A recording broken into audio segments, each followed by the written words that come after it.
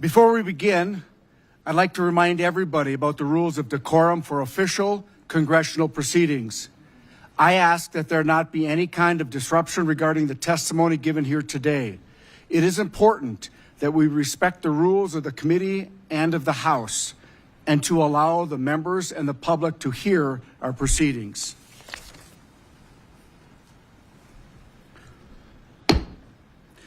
The Subcommittee on Energy and Mineral Resources will come to order. Good afternoon, everyone. I want to welcome our witnesses, members, and our guests in the audience today for today's hearing. And I also want to thank Representative Malloy for hosting us here in Cedar City. I would now like to recognize Southern Utah University student president Landon Lee, who will begin this hearing with an opening prayer followed by the Pledge of Allegiance. Landon, come on up. Hey everybody, if you will, can you please bow your heads? Dear Heavenly Father, we thank you for this day. We thank you for the amazing people that's come out here to represent us in Utah. Please bless us and give us guidance as we go through this meeting, and give us the strength to power forward through this. We thank you again, Heavenly Father, for everything you've given us and the opportunities that we can take as a person. We say these things in the name of Jesus Christ. Amen. Please arise with me as I say the Pledge of Allegiance. I pledge allegiance to the flag of the United States of America and to the republic for which it stands, one nation, under God, indivisible, with liberty and justice for all. Thank you all. Thank you, Landon. Today we are at Southern Utah University for a House Committee on Natural Resources oversight hearing entitled Letting Off Steam: Unleashing Geothermal Energy Development on Federal Land. Without objection, the chair is authorized to declare recess of the committee at any time. By way of introduction, I'm Pete Stauber, chairman of the House Natural Resources Committee, Subcommittee on Energy and Minerals Resources. I also represent Minnesota's 8th Congressional District covering northeastern Minnesota. I am grateful to be joined today by two of my colleagues. I ask unanimous consent that the gentlelady from Utah, Ms. Malloy, be allowed to participate in today's hearing. Without objection, so ordered. I also ask unanimous consent that all other members' opening statements be made part of the hearing record if they are submitted in accordance with Rule 3.0.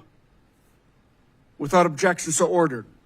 I will now recognize myself for an opening statement.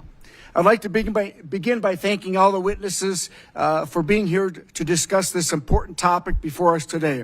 I'd also like to thank Fervo Energy for leading an exciting and informative field tour of the cutting-edge Cape Station project just this morning. In the coming years, the United States will face unprecedented growth in energy demand as we race to win the AI war against China and bring gigawatts of new data center capacity online.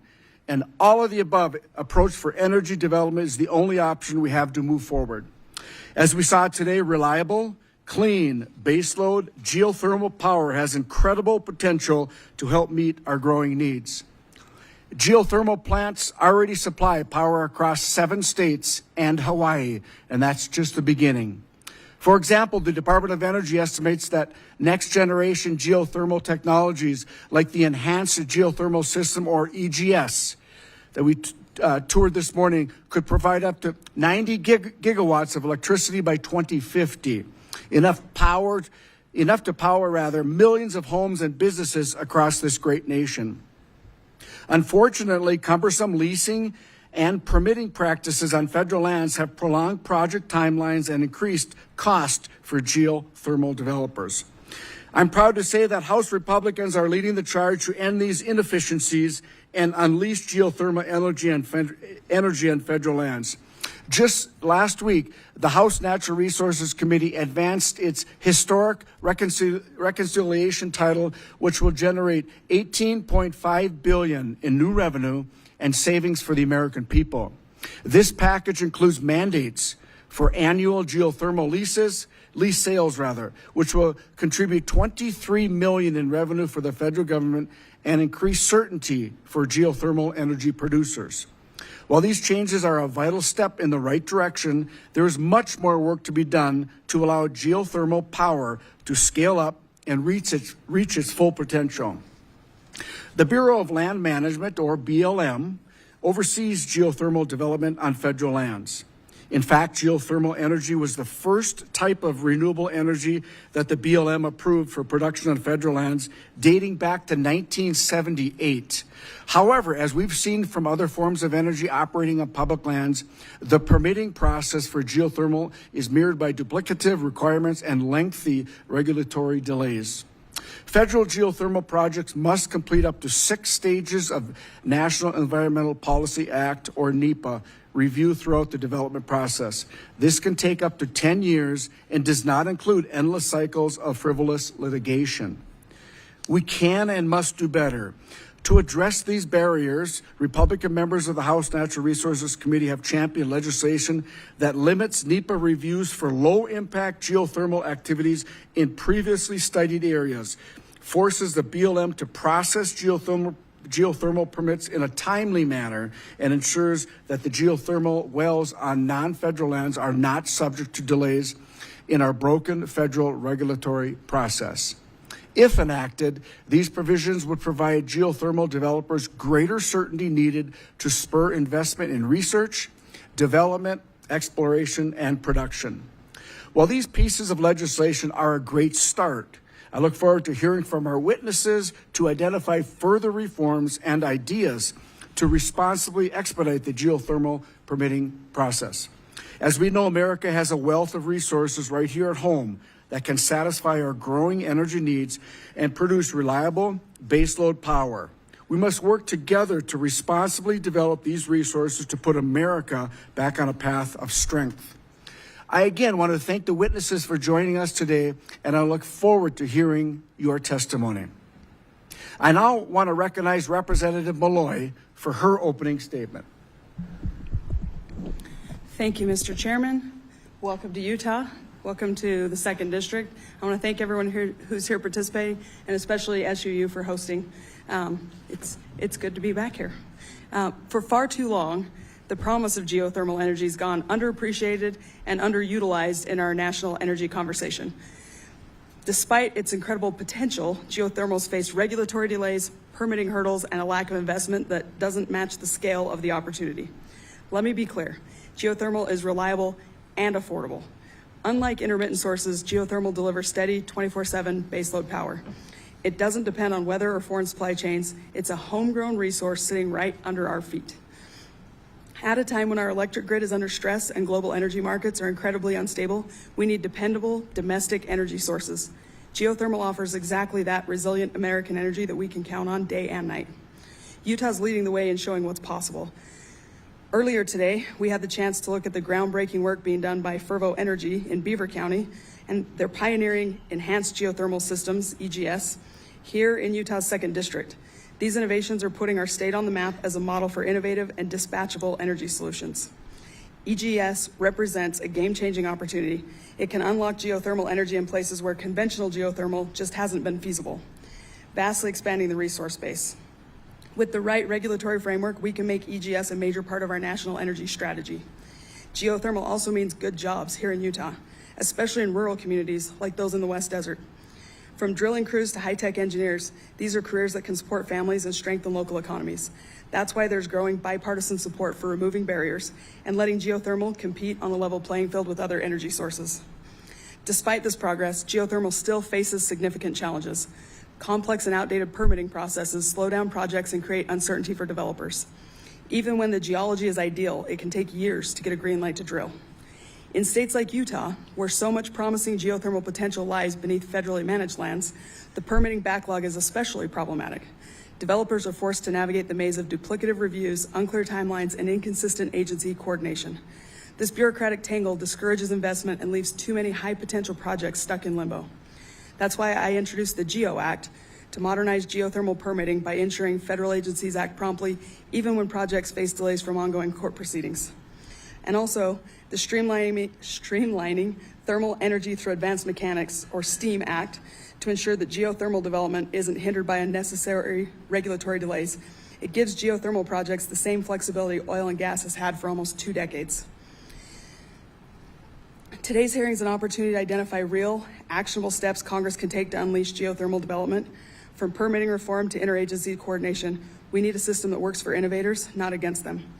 And we need to be able to produce power here in this country and here in this state. And I'm excited to see us having a hearing about how to do that better. Thank you for being here, and I yield back. I thank the gentlelady for her statement. We will now move to introduce our witnesses.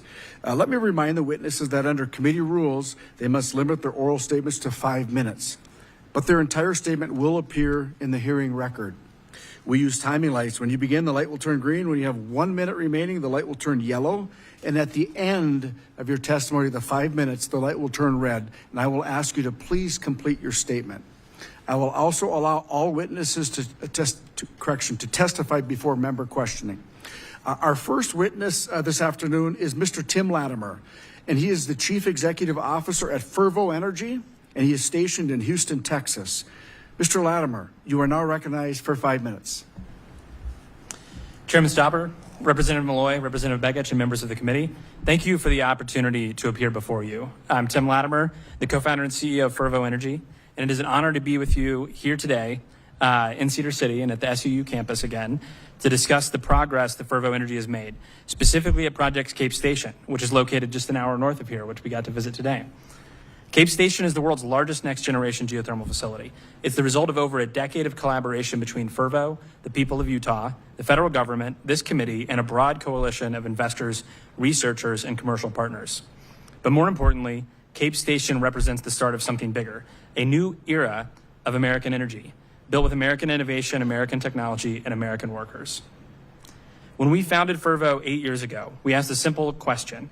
If America could unlock the shale revolution through breakthrough technologies in oil and gas, why couldn't we do the same for geothermal? The answer, it turns out, is that we can, and now we have. By adapting technologies such as directional drilling, fiber optic sensing, and hydraulic fracturing techniques from the oil and gas sector, we've unlocked geothermal energy in places where it was previously impossible. In 2023, we demonstrated this with Project Red in Nevada, a commercial pilot that validated enhanced geothermal systems as a true technological breakthrough and began generating electricity for the first time in October of that year. It set new records for an individual enhanced geothermal well's flow and power output, and it laid the foundation for what we're now building at the Cape Station. Cape Station will provide 500 megawatts of firm, reliable, carbon-free, round-the-clock power, enough to serve hundreds of thousands of homes. And construction is well underway. We've already drilled more than half the wells needed for the phase 1 and partnered with Mitsubishi Heavy Industries to start construction of 3 on-site power plants. This isn't a concept or a pilot. Cape Station is a full-scale energy project in motion. What makes Cape special isn't just the technology, it's the community. We're not just developing energy here, we're building a future with and for southwestern Utah. We're creating good-paying jobs that don't disappear when construction ends, jobs that last for decades, and jobs that people can build a life around. Families in Beaver County and Millard County will see real lasting benefits because of this project.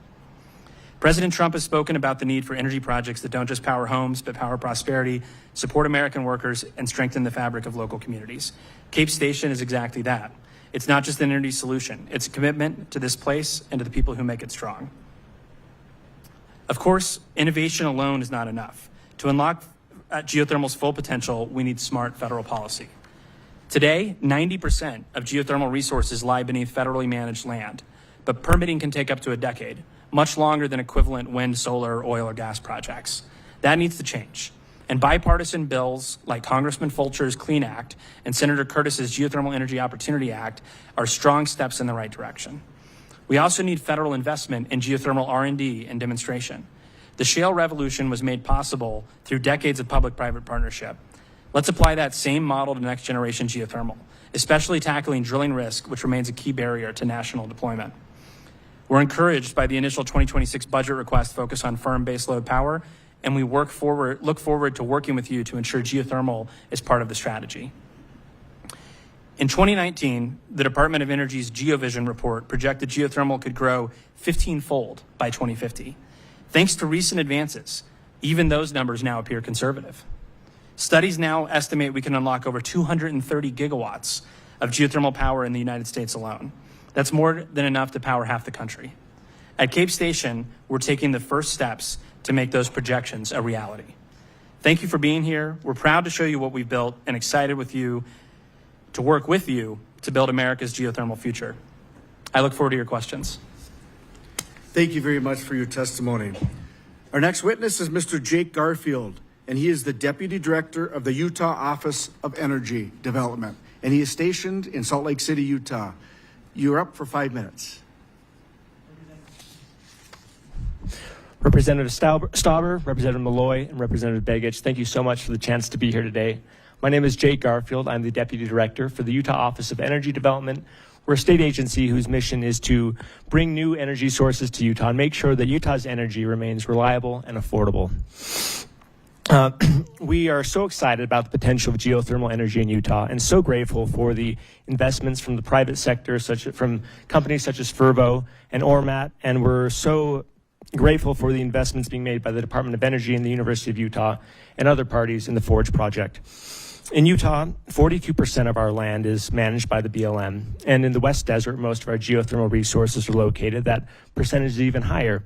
That presents both opportunities and challenges, and we're grateful to the administration of the Congress in helping us work through those challenges. We're also grateful for the BLM personnel at the state office, the local field offices, who I believe are doing their best to work through some of those challenges and help move geothermal projects forward. Today, I'd like to make four suggestions on how the BLM could, or how we could make changes both at the policy level and at the legislative level to help make progress on geothermal issues at the Bureau of Land Management. First, the BLM really should put more land into their annual geothermal lease sales. In the last 5 years, the Utah BLM has put up a little over 160,000 acres for geothermal lease sale in Utah. In that same time period, the Nevada BLM put over 700,000 acres up for lease sale, over 4.4 times the amount of land that went up for lease sale in Utah. The last geothermal lease sale the Utah BLM did was fantastic. It was very successful, but it was significantly larger than the past 4 years of lease sales. This discrepancy between Utah and Nevada is even more stark when you consider that the Nevada BLM hasn't even held their 2025 lease sale yet.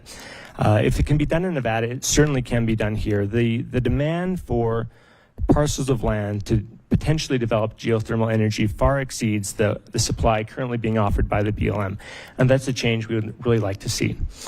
Secondly, we'd like the BLM to consider doing broad-scale programmatic planning for geothermal development in the West. They did this type of programmatic planning in 2008, and they looked at basically just where geothermal development can happen and where it could happen if all other criteria are met. But an update to this 2008 plan could use the best available scientific data. It could use the best research to figure out where geothermal energy really is feasible and where it should happen, where it should be prioritized potentially over other land uses. Just last year, the Biden administration did a similar planning effort for solar power.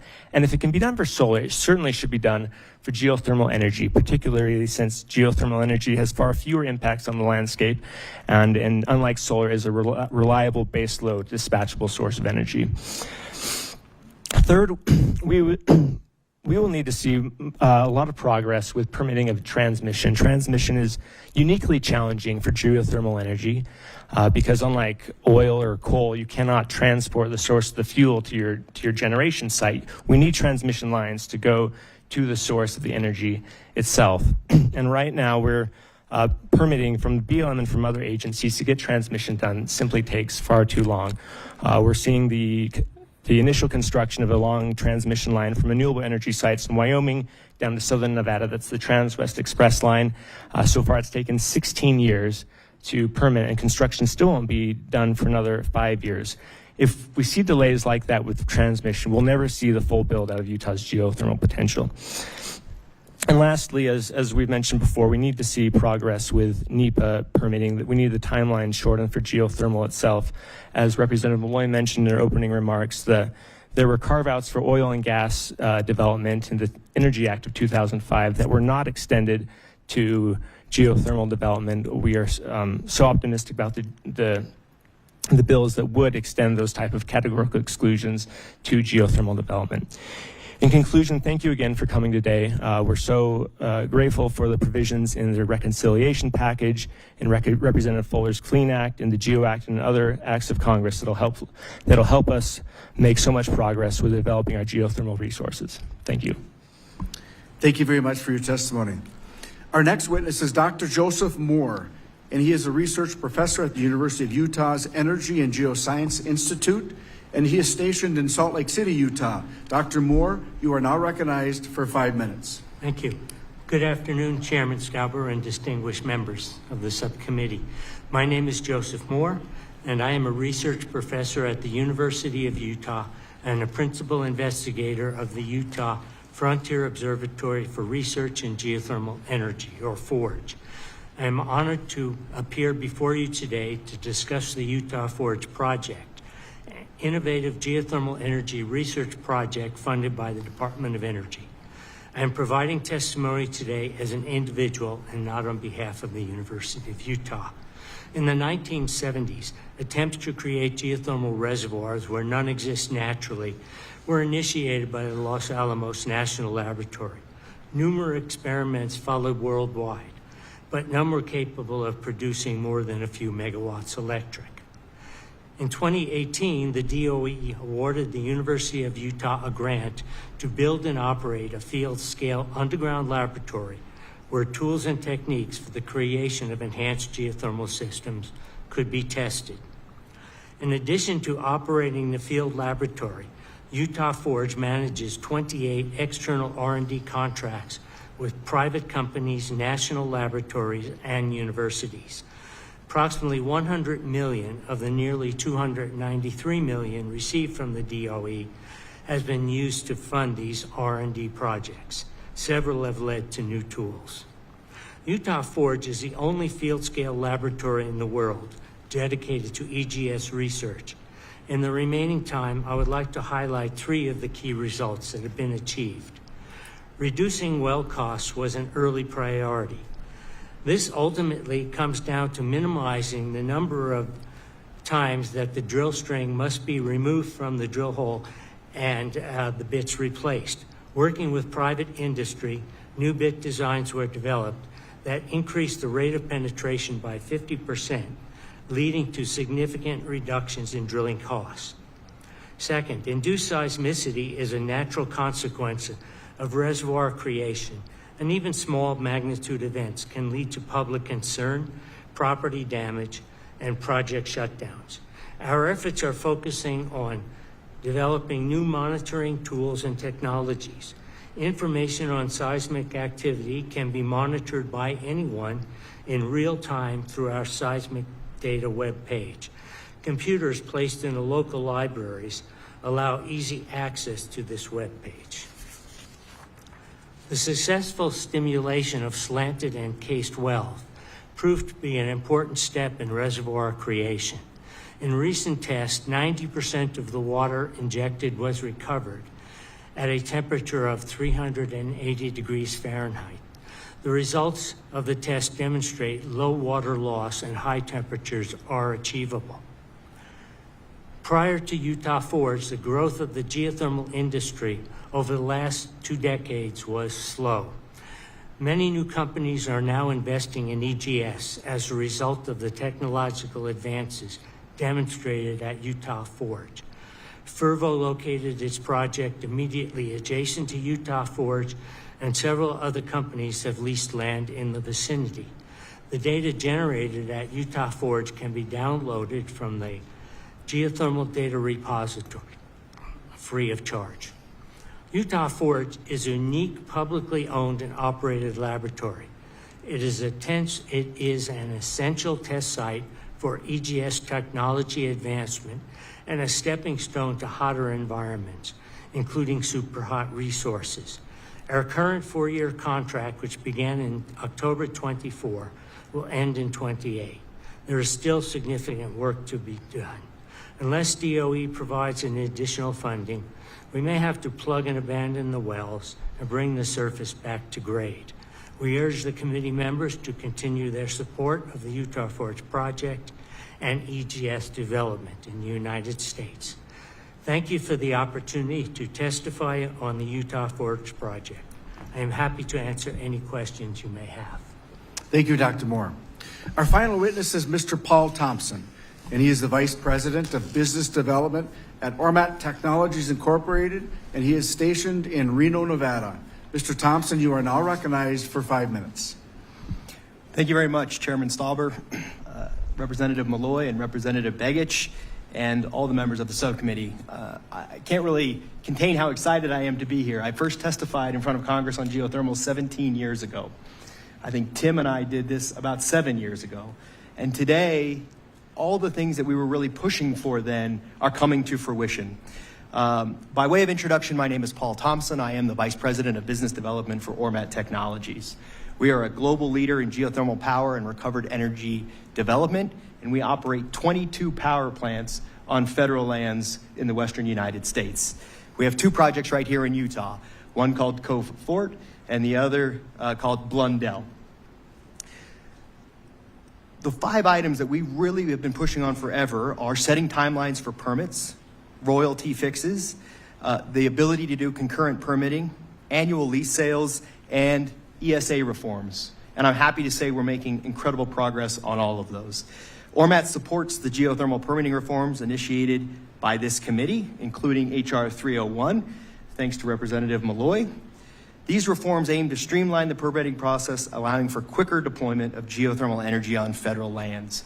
The GEO Act, for instance, mandates a 60-day deadline for the Department of Interior to process geothermal drilling permits. We can tell you lots of stories about getting our NEPA approval and then waiting for geothermal drilling permits for not 1 year, not 2 years, but even longer. So this legislation is just critical to that.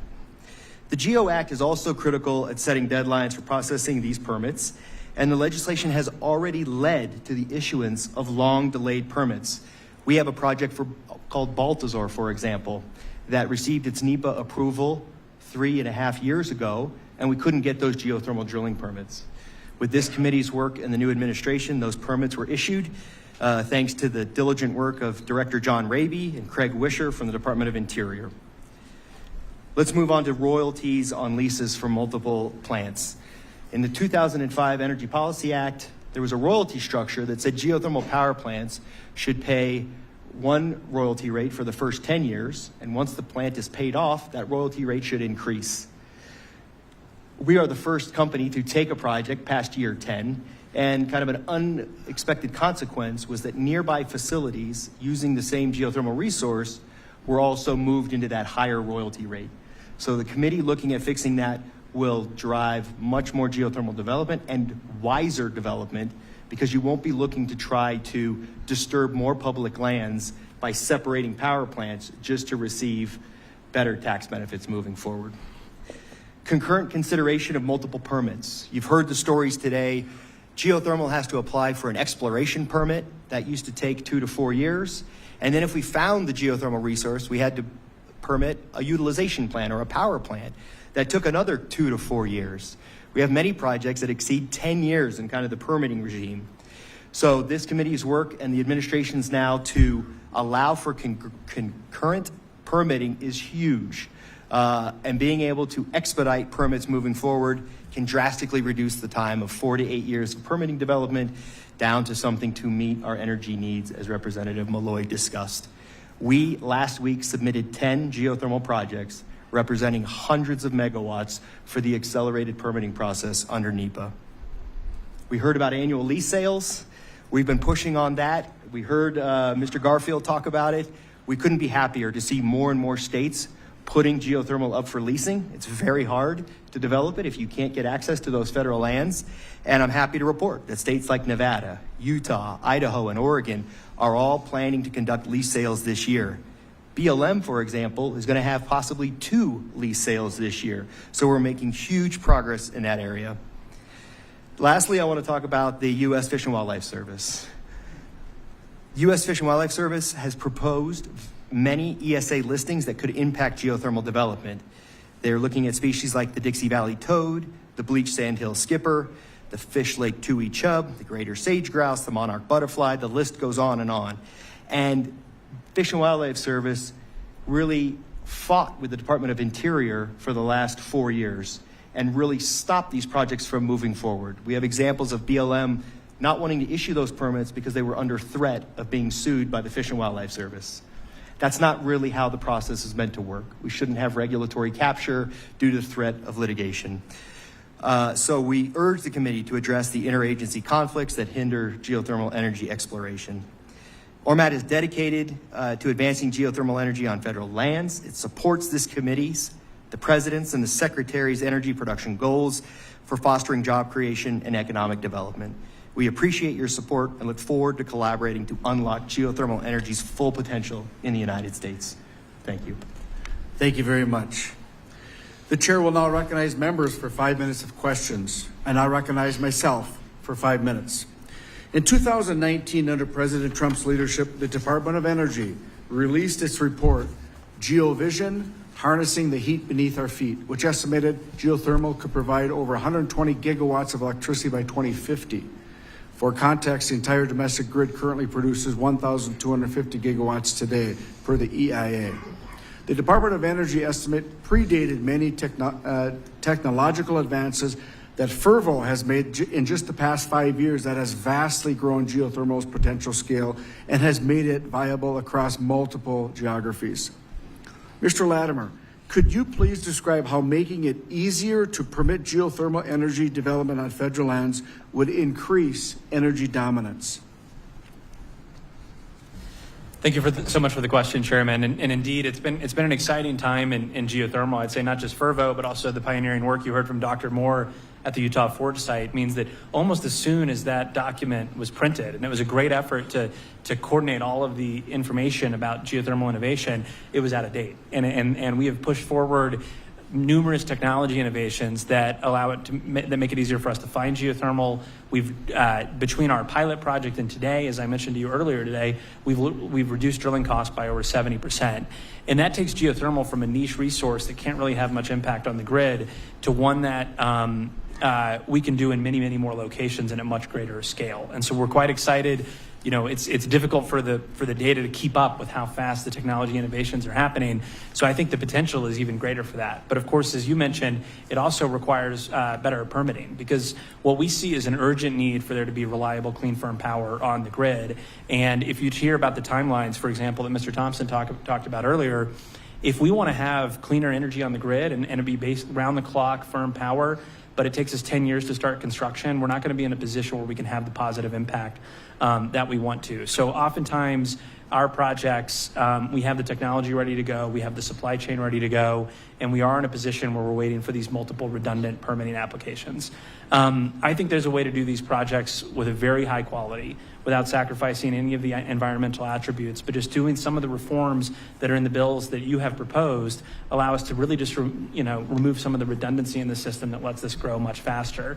And I think the real question is that a goal we want to set for mid-century or beyond, or do we want to have this ramp up and reliable firm power from geothermal happen much more quickly? And if that's the case, if we want to have more impact sooner, there has to be a way to streamline the permitting reforms with reforms like what this committee's talked about. So would you say, I think I know the answer, that Fervo or other developers are sitting on sidelines in terms of developing additional projects because of these permitting challenges? I think that's right. And I think one of the things that to say is, the numbers we've discussed today, where sometimes it can take over a decade to permit these projects, those are only the projects that actually move forward to get far enough to even enter the permitting queue. And I can tell you, we've had numerous projects where we've had community support, we've had high quality geology, we've looked at and had some sort of transmission solution, but we haven't even prioritized investing in the project yet because we didn't see a viable pathway to getting permits. And much like Paul talked about with the ORMAT experience, we have numerous examples where our permits have sat for years without even getting an answer or a review. And I think really having a renaissance in energy the way we need to, we have to address those fundamental issues. It's simply not acceptable for permits to sit for years and years on end when we have the technology and expertise and the investment wanting to do so. You know, geothermal power faces a unique challenge in the fact that reviews under NEPA have to be completed in sequence. or one after the other rather than simultaneously. This includes land use planning, pre-leasing exploration, drilling, well field development, power plant construction, and transmission, all of which have to be done separately. This means drastically increased project timelines and costs, all of which hit American consumers, both in terms of the cost of energy and the reliability of our electric grid. This completely is the opposite of what we should be doing. Getting more reliable, abundant, and affordable online energy that is demanded continues to skyrocket. The energy demand is only going to go up as we move into the AI race, et cetera. It is energy that is going to bring that dominance to this great nation. So, Mr. Thompson, you know what? I'm going to wait for probably my second round to ask you that question. So now I will go to Representative Malloy for 5 minutes of her questioning. Thank you. I'm going to start with a question to Mr. Latimer and Mr. Moore both, because you've both touched on this, and today when we were on the field trip part of this, we talked about it a little bit, but will both of you speak to the importance of having government research and combining it with private investment like we're doing in Beaver County, and why that's so important to developing resources?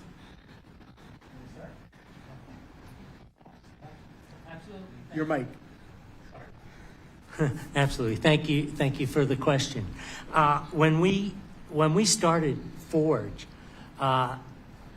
projects had been done around the world, and none had been able to produce more than 2 or 3 or 4 megawatts of electric. And this had been recognized. A key problem: we didn't have the tools, we didn't know how to do the exploration, we didn't know how to do the drilling. And as Tim said, a lot of this came from the oil and gas industry. In fact, the objective of Forge was to take oil and gas tools and upgrade them, make them more useful. And we learned very quickly many of the tools didn't work at the temperatures of Forge. We're up at 500 degrees Fahrenheit, so we're quite hot. There was no infrastructure to build these tools. There was no reason the oil and gas industry, for example, would build tools suitable for high temperatures. We didn't have the drilling techniques, for example, the bits that we needed. And Forge has now drilled 7 or 8 wells, deepest is 9,500 feet. It is the only commercial scale R&D facility in the world. And that's really critical because we are testing new tools. I mentioned we have 28 R&D projects that Forge funds. I don't think we would have seen the increase in enthusiasm really from the geothermal industry, and I must admit from the oil and gas industry as well, to get back into geothermal. And I think without Furbo's work, that wouldn't have happened. But fortunately, they're using some of the tools that are being developed. Thank you. Yeah, I would echo that and say that, you know, just to make this concrete, the value of some of these public-private partnerships is oftentimes it's difficult to attract private sector investment to do truly innovative things. So when Furbo started in 2018, we raised the seed round to get started. We raised about $500,000, and we had to scrap and fight to find look over every stone to find that funding. And more often than not, the answer we got was, well, how do you know you have something there when you drill geothermal? This is uncertain. You can't see what's down there. And we did a lot of feasibility testing with that funding, but we realized to do the next step, we needed to raise $10 million, not $500,000. And we faced that same skepticism from the investors. What if the resource isn't there? What if you can't drill it? Well, around that time, we were raising that next round of funding so we could progress our technology forward. The Utah Forge team published their results on drilling the wells there. And we were able to point and say, look, here's some of the drilling techniques that we're proposing to use that have been de-risked. And on top of that, we actually are going to site our project right next door to theirs so we can leverage the available data that Joe talked about earlier on the geothermal data repository. And I don't think we would have been successful in raising the private sector funds needed for a new venture had we not had this ability to leverage resources done by the national labs and the universities in support of the Department of Energy. And I think that's where these partnerships are critical in times where you could have something with phenomenal impact on society, but where the private sector is insufficient to fund it. And you can partner together in a research collaboration that really moves the needle. And what we're doing in Beaver County through the partnership with Utah Forge is, I think, a tremendous example of this working well. Thank you. Mr. Thompson, I have a short time left, but I'm going to give you a really short question. You said that you testified about this 17 years ago, and I assume that you're excited to see some of these things starting to move, but you also have a really bipartisan background. And I think when we talk about permitting reform, sometimes politics get involved, and there's some skepticism that if we streamline permitting, we can do things in a clean, safe, environmental way. How confident are you that we can do geothermal permitting faster and protect the environment? I'm very confident. I think we have shown we can do the baseline studies. We can comply with NEPA.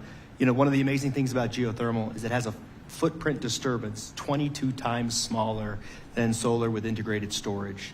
These typical power plants, as you probably saw today, take up a 15 to 20 acre pad. The geothermal reservoir is preserved into perpetuity if managed correctly. ORMAT has been in operation since 1985. We've never had a take permit associated with one of our projects. We can move the geothermal power plants, we can move the wells and so forth to make them as benign as possible to the surrounding environment. Couple that with no emissions and baseload power, the environmental footprint of these facilities is just astonishing. And the fact that it takes almost as long to permit a mining site is an example of just waiting too long. And what your bill does is say once NEPA is complete, it doesn't short shrift the NEPA process at all. It just says once it's done, the administrators in these offices need to issue these permits timely.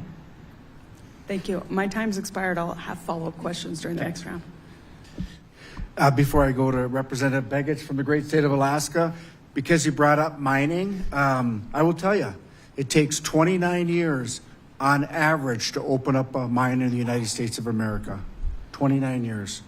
And now we're going to go to Representative Begich for 5 minutes from the great state of Alaska. Thank you, Mr. Chairman. My first question is to Mr. Latimer. Mr. Latimer, we know that geothermal is kind of lumped in to this category that we call renewable resources.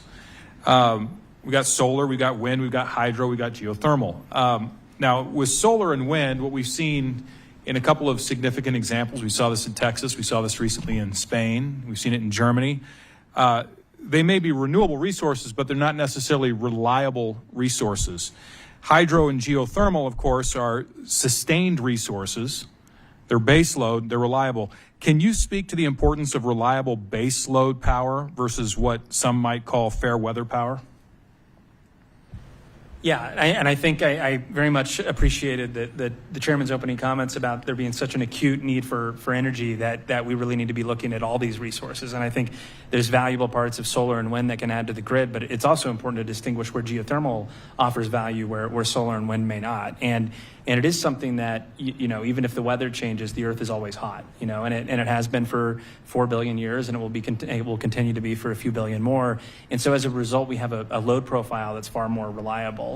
And actually what we're seeing in our offtake contracts with our customers is reliability is sort of the key focus of off-takers today. And so actually, we struggled a little bit. We were in a very different power market when we started the business over 7 years ago.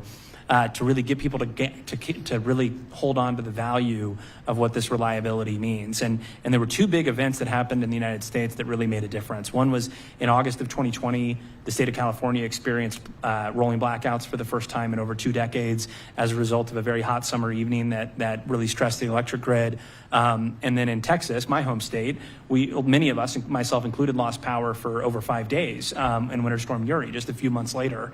And all of a sudden you saw reliability to go from an afterthought in planning processes for power to first and foremost. And we saw a number of state regulatory changes that ascribe value to something that provides power around the clock. And geothermal is unique in its ability to do that. It works in warm weather, it works in cold weather. You know, everybody knows Iceland's a geothermal country, so if you want to know if it works in cold weather, there's your answer. And it also provides that rotating inertia that's very valuable to the grid. And what we're seeing is more and more our customers are looking at how do they meet their goals when it comes to reliability, cost, and sustainability and emissions. And more they're coming to the answer that geothermal plays a huge role in that mix, because we just offer different value that other energy resources haven't. And that's been a huge part of explaining this renaissance in geothermal. And it's just a follow-up question. You know, we often see that emerging power technologies require heavy subsidies in order to exist and be somewhat competitive to traditional energy. Thinking long term, do you think that geothermal is going to be cost competitive to other forms of more traditional energy, and kind of maybe some commentary around that?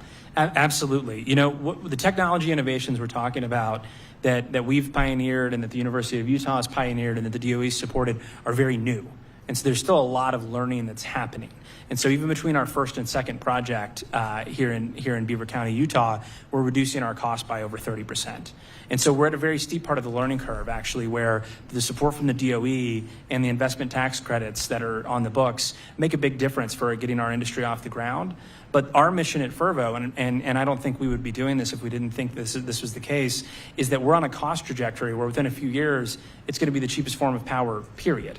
And that's with or without subsidies. That's whether or not you factor it clean, dirty, reliable, you name it. We just want to have the cheapest form of electricity, period. And the fact that it is clean and it does have these reliability attributes are very, very positive. But when you look at the technology cost structure, the trajectory we are on, we have every confidence that this is going to be the lowest cost way to get electricity to people within the next 5 to 10 years. And that's what we're after. That's very exciting. I appreciate that commentary, and I will now yield to the chair. I'll have follow-up questions in round 2.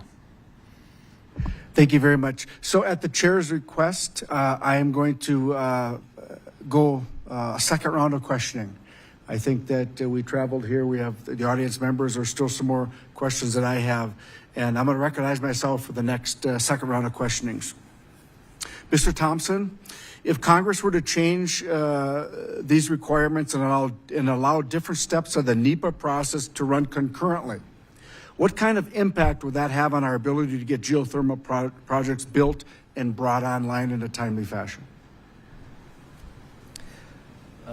Chairman, thank you for the question.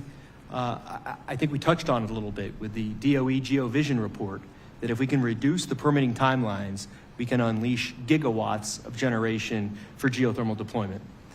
I'll just elaborate a little bit. You know, today we've talked about technologies that capture low temperature heat.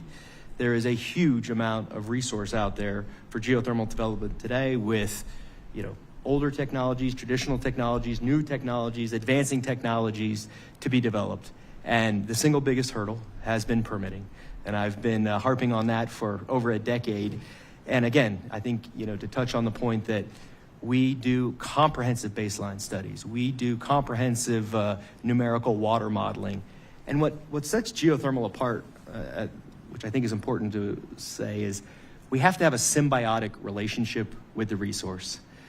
We don't go in and try to extract something and leave. We have to, if we want to be successful, operate a power plant for about 2 decades, 20 years. The amortization rate is about 10 years. So we become incredibly good stewards of the land and the reservoir because we have the same goal in mind, to maximize the amount of power we can produce, the revenue that we generate. We have to protect those precious geothermal reservoirs, and we invest in an incredible amount of time and money to do just that. Thank you. Mr. Garfield, how long does it take for the state of Utah to permit a geothermal project on state lands? I've been discussing this question with our state land agency. I was asking that, how long does it take? And they said they really can't put a number on it because geothermal energy is so new, especially on state lands. But they did say that, and the projects, we do have a couple of projects, but they've taken, they've been unique circumstances each time, but it said they could get things permitted very quickly, much quicker than the BLM, fundamentally because we don't have a a NEPA type statute in Utah. They're cognizant of what they're doing.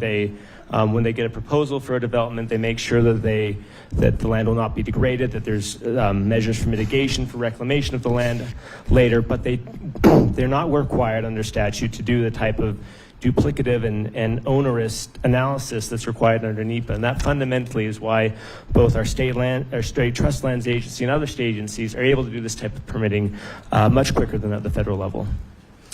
So it's safe to say that Utah understands that the federal government is simply not getting it yet. And that's why these hearings are so important. So Mr. Thompson brought something, talked about permitting. We've all talked about permitting here. You know, if we don't accelerate it, we're going to be left behind. I'm going to give you an example. If we don't get a bridge permitted in northern Minnesota and finished by early November, December, if there's a permitting problem, that waits for 5 months till the road restrictions come off in the spring, and that time is money. And you're looking at geothermal. Time is money. You're looking for that investment to come on board. I can tell you, Mr. Latimer, I was extremely impressed with Fervo today. And I will tell the audience members, as the Chair of Energy and Minerals Resources, your Utah reps are really pushing geothermal, almost not only my committee, but the full committee, pushing geothermal. To come out here and actually see what you're doing, this is that next gen opportunity, and I commend you for all the work you did. Mr. Moore, you've been doing this for a lot of years, and you're studying, and you're seeing the work that you put into the technology, and I hope that you know that we appreciate it, the next generation appreciates it, and we certainly appreciate the state of Utah leading that. And just by meeting a few of you earlier today, the enthusiasm, the get it done attitude. Mr. Thompson, you brought up something very important. In Minnesota, we mine, right? I'm a pro-mining environmentalist. Nobody gets to own that term because I live there, I work there, I've raised my family there, I'm going to pass away there in my home state of Minnesota, where we lead in mining with the exception of the great state of Alaska. So I just want to, as I close my comments, I just want to say thank you very much. It's just an exceptional day at Fervo. And with that being said, Representative Malloy, you're up for your second round of questioning. Thank you. Mr. Garfield, I want to follow up on the questions that the chairman just asked you. How does the state of Utah's permitting process for geothermal development differ from the state's typical permitting process? Can you speak to that? Different from other permitting processes for other developments? Mm-hmm. It is so new. I think there's a lot that's still going on here, but I would be happy to ask that question of our permitting agencies and get back to you with more information. I'll follow up in writing afterward Please with that do. one, so you can talk to your counterparts in the state.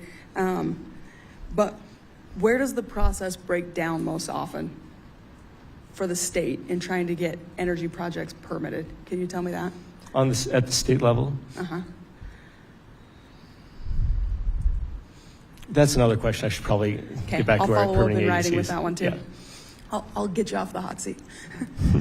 Mr. Thompson, I said I was going to follow up with you on your answers. And one of the things I want to follow up with you on, because you've been doing this for so long, will you talk about the impact that we all know we need to produce more energy in this country? We know that there's a need for increased energy production.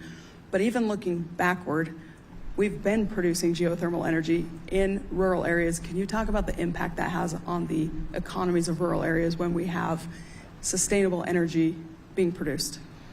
Absolutely. Thank you. Through the chair to Representative Malloy. You know, once you have a geothermal project up and running, it requires very few employees to operate it. We don't really have a burden on police stations, fire stations, etc. We've had county commissioners refer to our power plants as ATMs in the desert in rural Nevada. But the impact, because when you produce power 24 hours a day, 7 days a week, 52 weeks a year, and sell that electricity under a power purchase agreement, you create a good amount of revenue. And in the state of Nevada, for example, a huge portion of that goes back to the local counties. And so in states that have a lot of federally owned land, where they're not always getting the payment in lieu of taxes from the federal government, these projects have an astonishing effect. We're probably the largest employer in many rural counties in Nevada, next to mining, which is the biggest employer in northeastern Nevada. So the impact is just huge. And I would, if I can, I'd go back to one of the previous questions about, the impact on the work at Utah and the public-private partnership. What's unique about geothermal is that we can't bottle up the electricity and put it on the USS Duracell and ship it to the highest bidder. It's a U.S. domestic product. The price is controlled by the U.S. market. So whether we're in Nevada or Utah, we can only sell the electricity for what the Public Utilities Commissions will limit. So it's got a cap on its energy, on its price point that we can get for it. We can't gouge ratepayers. It also limited us from what we could spend in subsurface research. So the public-private partnership from like the University of Utah and the Department of Energy to go after the subsurface work has just been critically important and brings in world-class researchers to work on these projects. The University of Nevada, the University of Utah. Every time we're working on an advanced EGS project, experts fly in from all over the world to help and work in these communities, and it's really astonishing to see the impacts.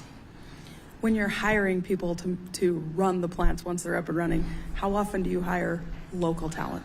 Almost always. Coming from a small town, we have very rural power plant locations, and the best people to have work there are the local employees. We can teach them to use a voltmeter and work at the power plants.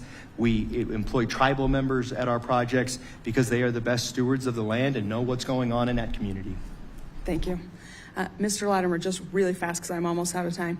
When we were out on site today, you talked about how the research you're doing is going to unlock your ability to produce geothermal energy, hopefully, in a lot of places we don't think of as geothermal right now. Will you just in 30 seconds say how widespread that could be?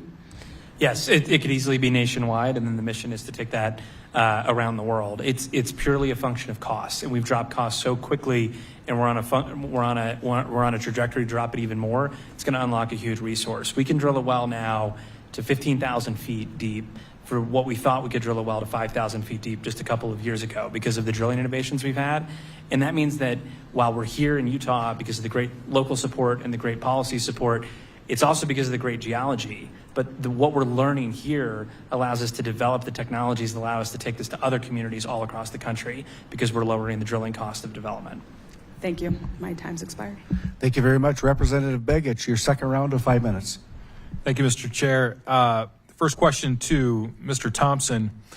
Stranded geothermal must be connected to the grid. What level of core grid investment is required nationwide, and you can give me a directional ballpark, to fully utilize our nation's geothermal potential? Thank you very much for the question. Through the chair to Representative Begich. I was discussing this actually driving in today, that I think with all the progress that we're going to see on permitting, the next hurdle will be transmission and interconnection of these facilities. I think a lot of what this committee has discussed in kind of streamlining permitting needs to apply to transmission infrastructure, and we're going to need to build more. However, I also think we need to look at the existing transmission infrastructure. Today, it is a very archaic process. If you take a transmission position and you have your 30 megawatts, whether you use it or not, or whether it's an intermittent resource or not, you lock up that portion of the transmission. I would be willing to bet today that our entire transmission infrastructure is used about 50% of the time. And I think a real hard look at the open access tariff program at FERC and trying to figure out a very smart way to say, I need to use my existing transmission assets more efficiently would unleash a huge amount of development. These intermittent resources we talked about, we know some of them don't work when the sun goes down, but that transmission that they've procured is locked up. And so it's just amazing to me that load-serving entities and utilities aren't driving after this because more energy on that system, more revenue and wheeling charges and so forth. And then simultaneously, we need to be building out more infrastructure. Trying to move power to the places that need it is going to be the next step of unleashing this geothermal development. Thank you. That's an insightful observation. I appreciate that commentary. My next question to Mr. Latimer. Grid resilience, grid diversity, grid upgrades, and grid expansion require mining, specifically copper. Do you have concerns about supply of mineral resources necessary to develop those grid improvements? Well, it might be above my pay grade to talk about copper. I think you may be more of the expert on that topic. I think clearly, without a doubt, the transformation that's undergoing on the grid right now, the need to meet reliable power and drive emissions lower is going to require a huge amount of resources. I could speak a little bit more to geothermal than I can to the other parts. Of course, grid, we need the grid to be successful, but I just know geothermal a little bit better.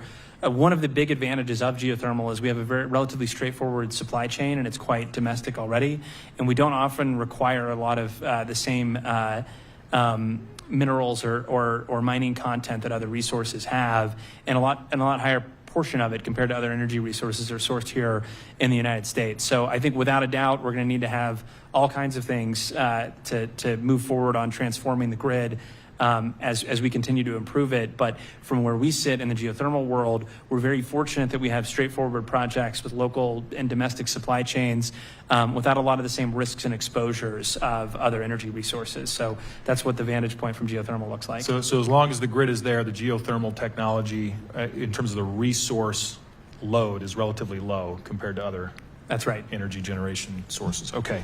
And last question, I've just got a minute 30 left here.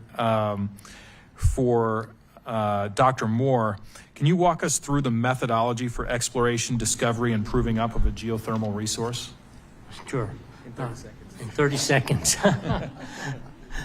Well, primarily we're looking for hot rocks that are isotropic at this point. In other words, they have the same properties in all directions. Granite would be the best. So we use a variety of techniques. We'll use seismic reflection to locate the top of the granite, where we're going to drill into it. We look for faults and fractures in the rocks. We're actually not trying to produce from them. We drill a test well, and probably the biggest and most important step is to drill a test well that is deep enough.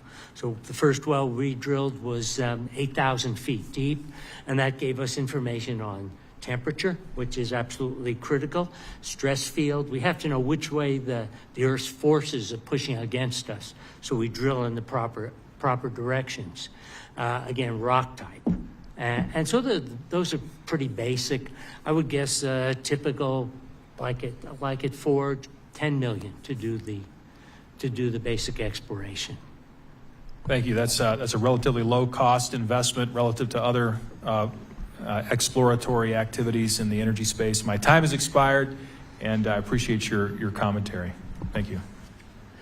I want to thank the witnesses for your valuable testimony, and to my congressional members for their questioning. Without question, Utah leads in geothermal, and I think for many, many years you will. The expertise, the opportunities you have here. The members of the subcommittee may have some additional questions for the witnesses, and we will ask you to respond to these in writing. Under Committee Rule 3, members of the committee must submit questions to the committee clerk by 5 p.m. on Thursday, May 15th.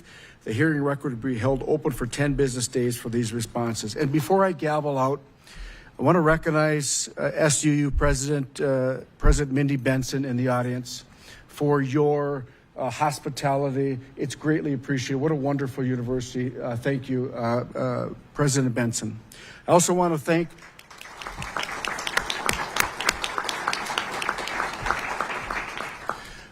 the audience for your attendance. What an opportunity your great state has. And of course, Representative Malloy, who has brought me to your great state twice now. And Utah is something special, and it's a privilege serving with you in Congress. And I'm just going to put in a shameless plug. Minnesota is the state of hockey. The Utah Mammoth just signed my nephew Jackson Stauber as a goaltender for another 2 years. So if there's no further business, the committee stands adjourned. Thank you all. Be safe.